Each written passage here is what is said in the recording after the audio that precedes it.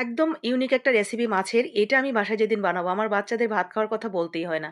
ওরাই নিজে থেকে বলবে, "তাড়াতাড়ি ভাত দাও মা, খেতে বসে যাবো।" এত বেশি মজার, ইভেন আমার কাছেও বেশ ভালো লাগে এটা খেতে। তো মাছের মসলা তৈরি করব প্রথমেই। এখানে আমি আদা, রসুন, পেঁয়াজ, কাঁচামরিচ আর শুকনো মরিচ, সাথে ধনিয়া পাতা আর দিয়ে দিব সামান্য একটু সরিষা। সবকিছু তেলের উপরে হালকা করে একটু ভেজে নিব। এরপরে এগুলো পাটায় বেটে অথবা ব্লেন্ডারের জারে দিয়ে মিহি একটা পেস্ট তৈরি করে নেব। এই মসলাটার জন্যই মূলত মাছের রেসিপিটা খেতে এত বেশি ভালো লাগবে। তো ঠিক এভাবে বেটে নিবেন। এরপরে নিয়ে নিবেন আপনার পছন্দ মতো মাছ। আমি রুই মাছ নিয়েছি।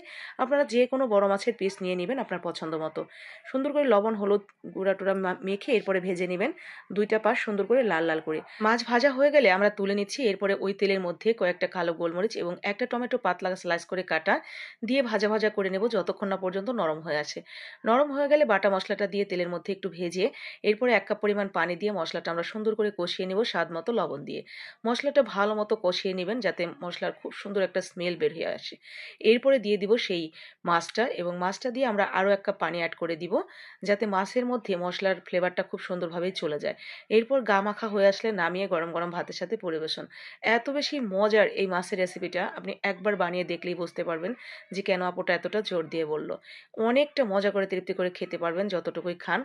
আলহামদুলিল্লাহ। ভালো লাগলে বানাবেন, লাইক, কমেন্ট, শেয়ার করে দিন যাতে বাকিরাও দেখে বানিয়ে নিতে পারে।